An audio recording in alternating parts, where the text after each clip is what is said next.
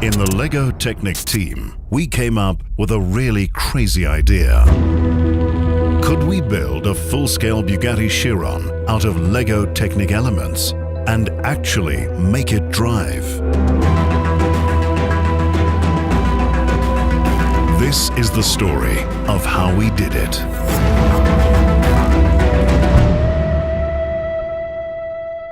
It's one thing to get an idea. It's something else to actually make it happen. But our goal was to prove that with LEGO Technic, you can really build for real. So, our first rule was that at least 90% of our car had to be built from LEGO Technic elements. So the first time I heard about the model, I was really excited because it's something we haven't ever done before. We had also a lot of concerns because we don't do much Technic building here. So we just didn't know if that's actually possible. It's something that moves the boundaries and completely redefines the standard. Before we could even start the construction process, the team had to do a lot of research and sketching.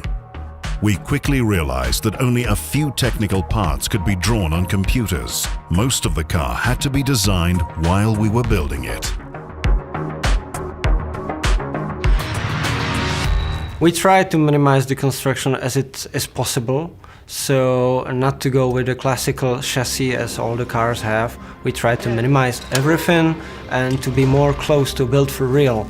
And that's the reason why, for example, now we have the A-pillar, the rear wing, or for example, door hinges made of LEGO Technic bricks.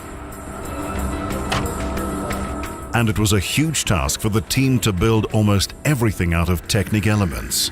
The real Chiron has very sculptural aesthetics with a lot of curved surfaces. Basically, there is no straight line on the car.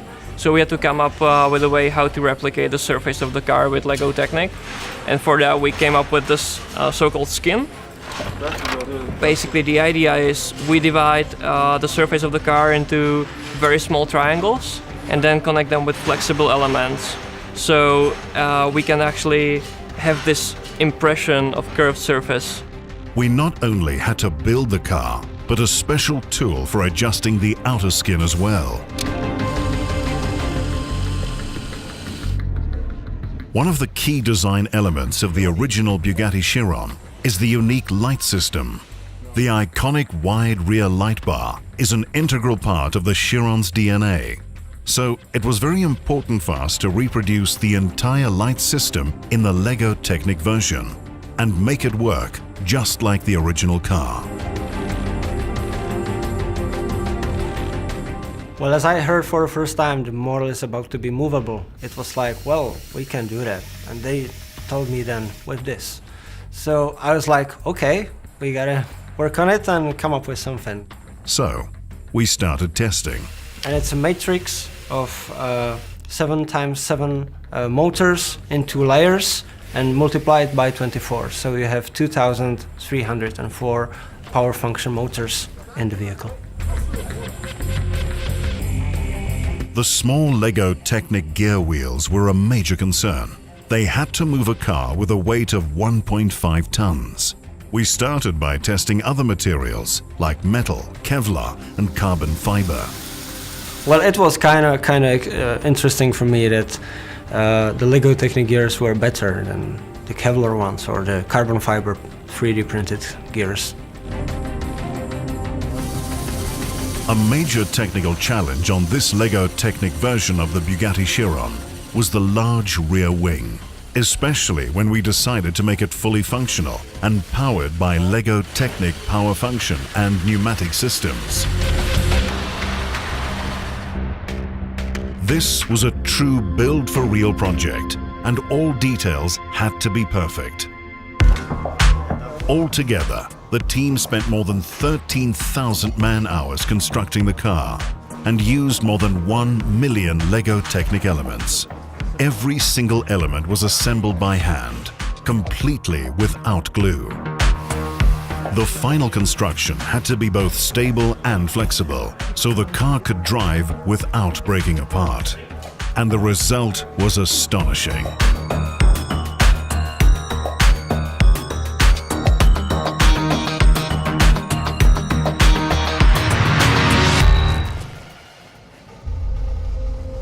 It was time to leave the workshop and head to the ultimate test track at Ihre outside Wolfsburg in Germany. The same track where Bugatti test drive their vehicles. Was it possible to build a car out of LEGO Technic and make it drive using only LEGO Technic power function motors? We were about to find out. There was only one person who could drive our car, and that was Andy Wallace, the official Bugatti pilot. He was ready, but was the car?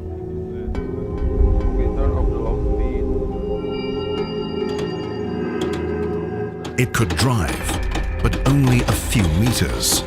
Something was wrong. Was this going to be a major failure instead of the success we dreamed of? The team had to quickly identify the problem and fix it.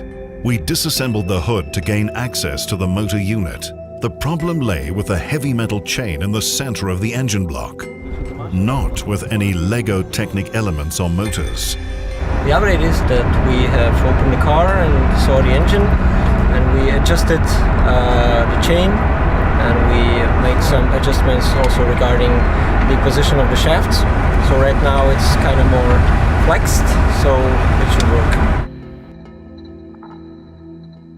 Everyone was ready, and so was the car.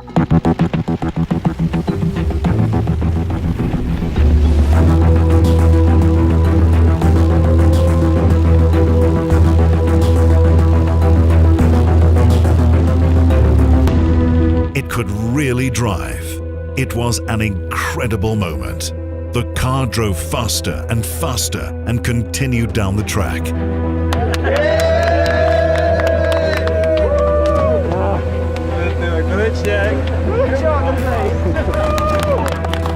That was fantastic. Yeah. It really was, yeah. And it actually was gaining a lot more speed as we went along. Yeah, after all it's amazing. I mean, wow.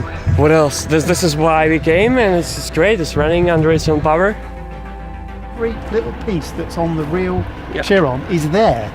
And it's not until you sit and you look and you spend time taking it all in and enjoying the surroundings. But also, you know, okay, we know dynamically it runs very well, we know that. But if you stand 10 meters back between the LEGO Chiron and the real Chiron, you really would struggle to tell the difference. I mean, seriously, it's that good. We did the impossible. We built a car out of LEGO Technic elements and actually made it drive.